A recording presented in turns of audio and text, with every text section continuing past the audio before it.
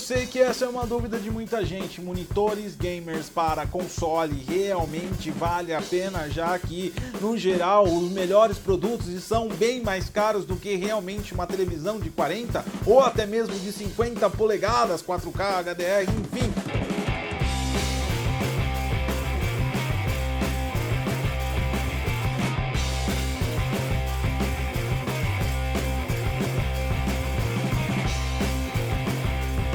Fala, galera do Geek!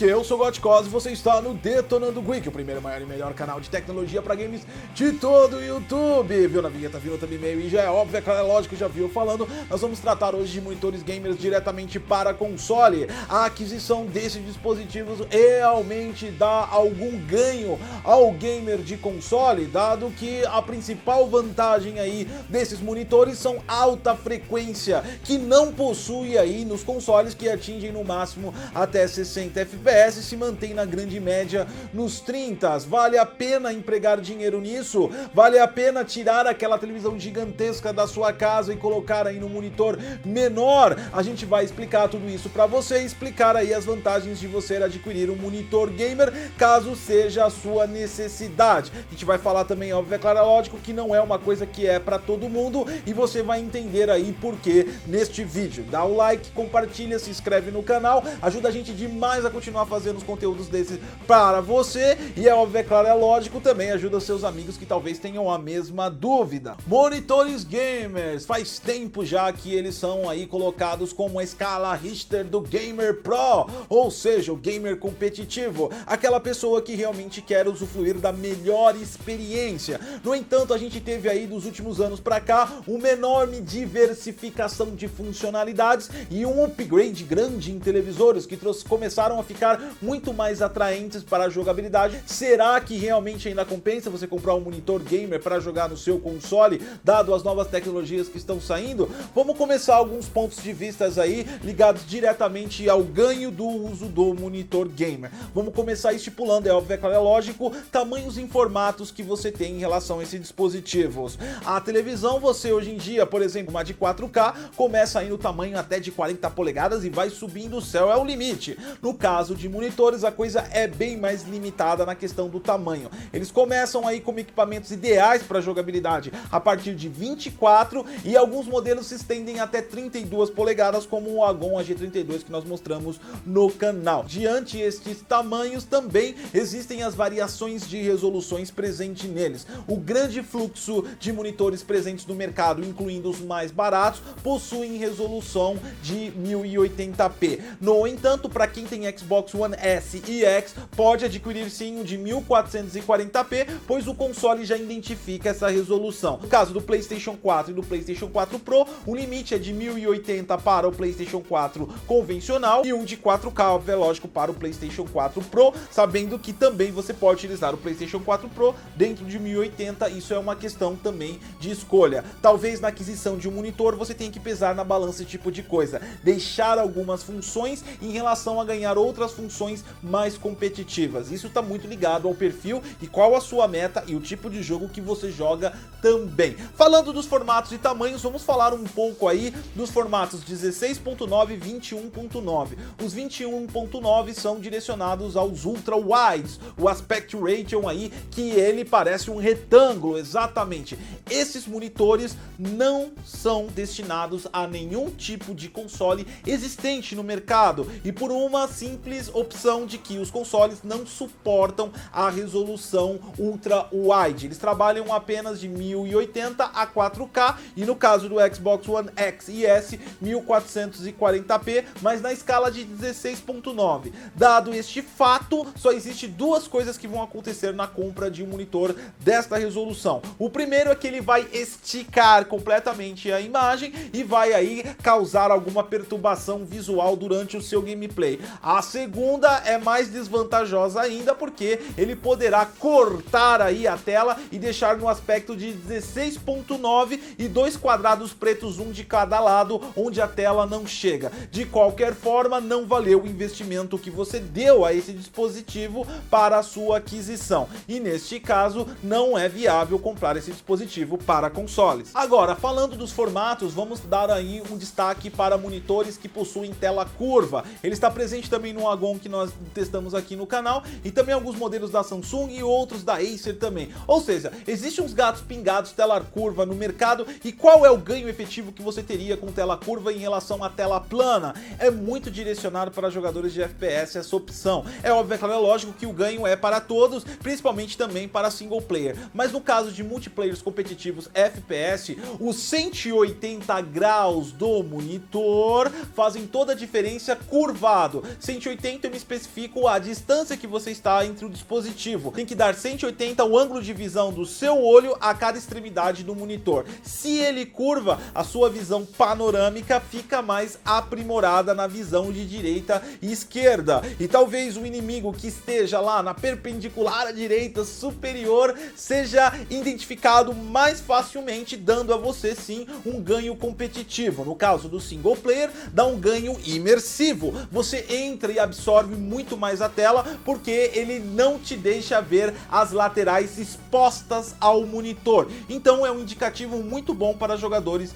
de console. Agora, já que eu falei de 180 graus, tem uma vantagem que você tem em relação ao console com monitores gamers, porque eles são menores, ou seja, eles têm alta densidade de pixels. Um exemplo que a gente pode dar é se você adquirir um monitor de 4K e 27 polegadas, você está pressurizando basicamente os pixels e criando aí um segundo, entre aspas, filtro anti-aliasing para os seus jogos. Exatamente, a filtragem anti-aliasing presente em todos os jogos de console e PC é a filtragem que vem para eliminar microserrilhamento das bordas de personagens, objetos e texturas dos jogos. No entanto, devido ao baixo processamento em alguns jogos dos consoles, pode-se apresentar um microserrilhamento em determinados jogos ou jogos mal otimizados. Dessa forma, você tem um segundo processo anti-aliasing. Além da filtragem do próprio jogo que já está configurado no seu console, você está pressionando o pixel, diminuindo ainda mais a intensidade de microserrilhamento em relação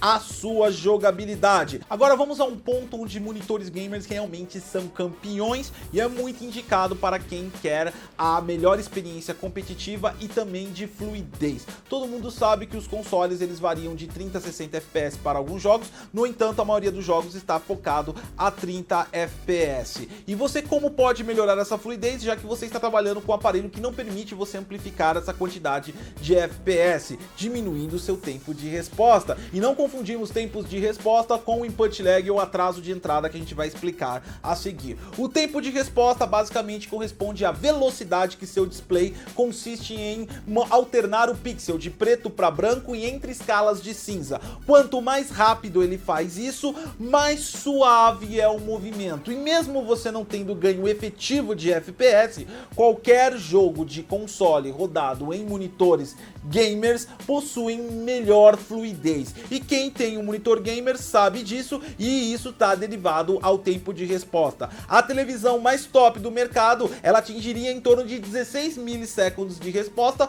quando o monitor aí menos performático gamer atingiria 5 milissegundos e alguns monitores atingindo o tempo de resposta de 1 milissegundo, ou seja, quase instantâneo a troca de pixels, e cada troca de pixel deixa mais suave o movimento. Outra vantagem da troca de pixel é a diminuição 100% do efeito ghost, do fantasma ou talvez do rastreio. Muitas vezes, dependendo do display, causa um rastreio no movimento, principalmente direcionado a jogos de muita velocidade, por exemplo, como Spider-Man por R$ 179 que está saindo na Game Center Paulista na pré-venda, 5% de desconto no site. Esse jogo é muito rápido. Se você tem um display com uma alta latência de tempo de resposta, provavelmente você vai ver aí o borrão, né, o rastro atrás aí do Homem-Aranha. Isso quer dizer o quê? Isso Isso você pode até interpretar como uma queda de FPS, no entanto, talvez seja um problema direcionado ao seu display que está criando um rastro e até mesmo dando a impressão que a ausência de quadros, e tudo isso, o tempo de resposta menor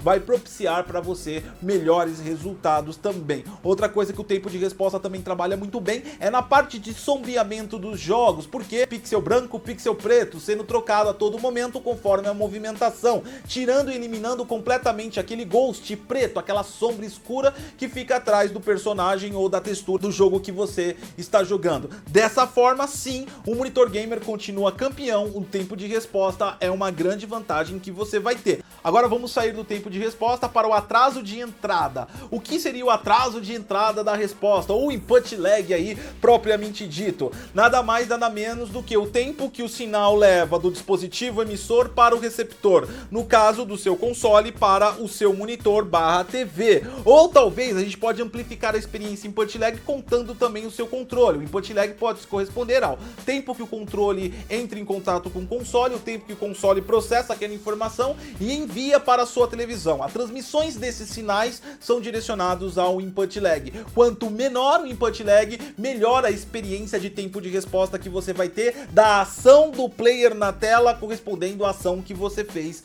no controle. Legal, bacana, e como eu descubro isso, Goticose? Infelizmente os monitores games utilizam a mesma estratégia pilantra do que os fabricantes de televisores e não colocam o input lag disponível em suas especificações. No entanto, existe uma maneira bem legal de você descobrir aí um dispositivo que tenha menor input lag, mesmo que você não saiba exatamente qual é o input lag dele. Se for possível, você está pensando realmente em comprar um monitor gamer, dê preferência para um monitor talvez de 120 ou 144 Hz. Como assim, Goticose? Você é deficiente mental? Meu console vai até a 60 no máximo. Calma aí que eu vou te explicar. E não vamos confundir a frequência de Hertz com o input lag. Vamos criar uma referência lógica. Vamos lá então. Para você conseguir montar 60 quadros por segundo, o seu monitor tem que ser capaz de colocar aí um quadro a cada 16.37 milissegundos na tela. Já um monitor de 120 Hz, ele tem que ter a capacidade de fazer o mesmo desempenho, mas pela metade do tempo, ou seja, 8.3 milissegundos sendo apresentado por cada quadro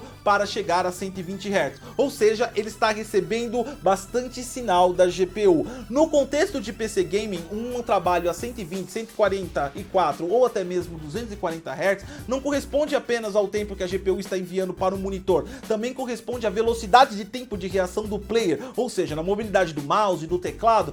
Toda a arquitetura tem que funcionar com input lag aceitável para que todas as frequências sejam equalizadas e que o player tenha a sensação que está a 144 Hz e também a GPU esteja enviando corretamente. Enfim, tem que ter aí uma orquestra entre os dispositivos para que isso funcione, porque se você for jogar efetivamente a 144 ou 240 Hz, a coisa fica muito rápida na tela, inclusive as reações.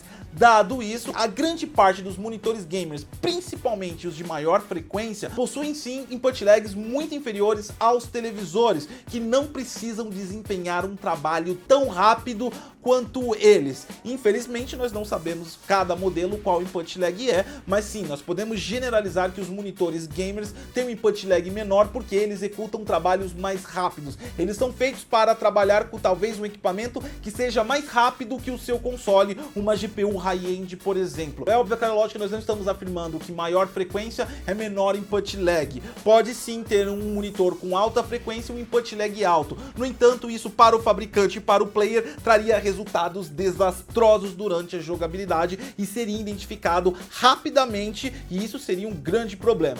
Legal, bacana, mas não adianta nada você pegar um dispositivo que vai um pouco além do seu dispositivo de jogo se ele não faz o que ele tem que fazer pela porta HDMI. Exatamente. O grande problema dos monitores de mercado que não são destinados a console é que a maioria dos recursos deles estão destinados à porta DisplayPort. Se o monitor que você comprou não tem os serviços pela porta HDMI, talvez você não tenha aí acesso a todos os recursos que ele possa te oferecer. E uma dica importante que eu vou dar para vocês, independente se você é de Xbox ou PlayStation 4, mesmo que o PlayStation 4 não tenha FreeSync, vou deixar aqui no link na descrição a lista de monitores compatíveis com FreeSync da AMD. E por que é diferente isso para quem não quer também o FreeSync. Vamos lá então, ele possui lá uma configuração que você coloca ali no range qual é a porta que ele usa, HDMI DisplayPort. Lá na configuração você consegue verificar até quanto de frequência ele vai pela HDMI, até quanto de frequência ele vai pela DisplayPort. Dê preferência aos modelos que atingem maior frequência pelo HDMI. Lembre-se, sempre garante acima do seu dispositivo para que você durma sossegado. No caso do Xbox One X ou S, você também tem que garantir, além da frequência, também garantir que ele tenha FreeSync. Então essa lista pode ajudar você pra caramba. Agora falando de FreeSync, a gente tem outros fatores a agregar aí a isso. Por exemplo, esses consoles são 4K. Tanto o PlayStation 4 Pro quanto o Xbox One X. Muitos dispositivos monitores gamers do mercado 4K ainda não possuem HDR. No caso de monitores que mesmo que não tenham HDR, na maioria deles apresentam intensidade de cor de 10 bits, ou seja, mais de 1 bilhão de cores. Algum deles tem um formato WCG, que também é um formato de RGB aí que amplifica as cores. Não pode chegar talvez um HDR, mas amplifica demais e melhora muito a tonalidade das cores dos seus jogos. E isso faz bastante diferença sim. Algumas pessoas poderiam até achar melhor do que o próprio HDR em determinados jogos e determinadas situações. Não estou dizendo que é melhor, estou dizendo que é uma questão de perspectiva, então você pode aderir uma vantagem. Agora, se você quer sim um monitor 4K com HDR, FreeSync e todos os benefícios que você pode ter, talvez você esteja disposto a pagar por isso, exatamente. Existe aí uma lacuna muito pequena ainda de monitores 4K com HDR, suporte a FreeSync e, como eu disse, pela porta HDMI.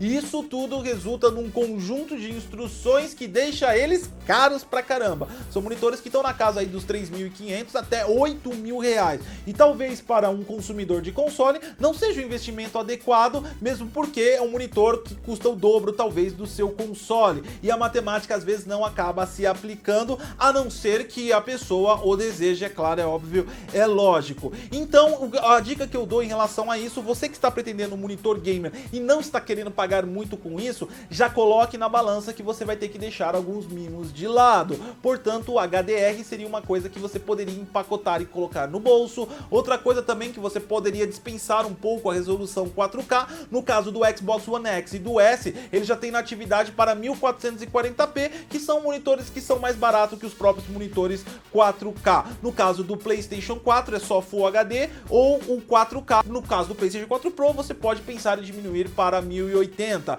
Não tem uma vantagem lógica, talvez você venha no primeiro momento, mas o ganho de fluidez que você pode ter, principalmente para jogos competitivos, o nível de game mais hardcore, é uma coisa que é sim de pensar a viabilidade. Agora, para jogadores de PlayStation 4 Slim e também o Xbox One S, é uma mão na roda, um monitor gamer você adquire aí e não perde muita coisa em relação às funcionalidades. Por quê? Porque esses consoles trabalham com resolução nativa de 1080, no caso do S, você só perderia o HDR, mas você pegaria um puta monitor que daria uma diferença de fluidez muito mais significante para você. Então é uma coisa que pesa bastante, mas vale muito a pena, principalmente quem ainda está com os primeiros consoles. Agora, no caso do X e do PlayStation 4 Pro, realmente você deve parar e pensar se você realmente quer abrir mão de alguma coisa ou pagar mais caro para ter tudo. De modo geral, é preciso que você tenha em mente que a aquisição de um monitor gamer está muito mais focado em elevar o nível da sua competitividade. Exatamente. Isso não é só para players de console, sim para players de PC. Rodar a 1080, 60, vários monitores conseguem fazer. No entanto, quando os players estão emergindo para um nível maior de competitividade ou uma experiência maior, eles começam a adquirir esses dispositivos de maior frequência e maior imersividade em várias funcionalidades. E isso é uma coisa que você deve pesar se você está querendo elevar o nível. E aí sim você, se quer elevar o nível, comece a considerar monitores gamers que são bem superiores em vários quesitos, principalmente na experiência gamer da fluidez e cores que pode apresentar para você, bem superiores a muitos televisores do mercado. E tempo de resposta, como eu disse, campeão, nenhum televisor chega perto de um monitor. E se esse vídeo explicou tudo que você queria saber sobre monitores gamers para console, definitivamente colocou aí a luz dos seus olhos e tirou a pulga atrás das orelhas de vários tabus que nós comentamos aqui em relação ao que é bom e o que não é bom, deixa o seu like, se inscreve, compartilha, óbvio que é lógico, ajuda o canal a crescer cada vez mais em nossos grupos PC Gamer Tech, Nintendo Tech, PlayStation 4 Tech, PC Gamer Tech, Xbox One Tech. Os links estão todos na descrição, deixando o seu comentário, prefere TV ou monitor, eu quero saber. Eu sou o Goticose e até a próxima.